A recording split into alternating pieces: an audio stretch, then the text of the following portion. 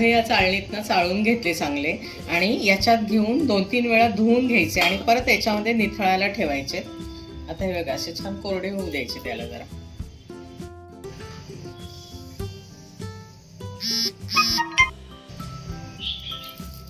तेल गरम झालं की मोहरी, जिरं आणि त्याच्यामध्ये टाकायचे आपल्याला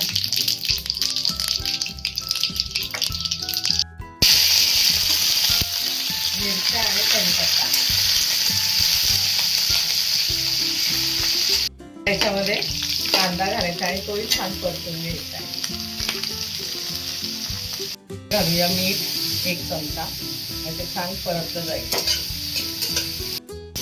त्याच्यामध्ये 1 वाटी मटार घालायचा आपल्याला, हिरवा मटार.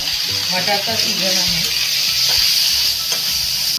घालायचा बटाटा, 1 वाटी बटाटा. असे पातळ चक्के आहेत. आता बारीक गॅसवरती याला चांगलं शिजू द्यायचं मटार आणि बटाटा. झाकण ठेवून याला छान वाफवून घेतलं. 2-3 वेळा मी परतून घेतलं.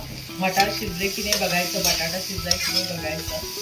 आणि मग आता याच्यामध्ये घालायचे आपल्याला 1 चमचा साखर, हा लिंबाचा रस,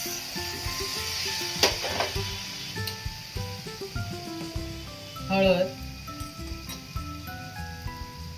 आणि हिंग. बटाटा आणि मटार आहे तर हिंग घालायचा. त्याच्यामध्ये भिजलेले बघा किती छान मोकळे झाले. चाळणीत काढून घ्यायचे. 2-3 वेळा धुवायचे आणि चाळणीत काढायचे आणि असे कोरडे होतात ते छान. आता हे याच्यात घालून परतून घ्यायचंय हलक्या हाताने. खूप जोरात परतायचे नाही तर त्याचे तुकडे पडतात. झाकण ठेवून याला छान वाफ द्यायची आहे. चांगलं मिक्स करून घ्यायचं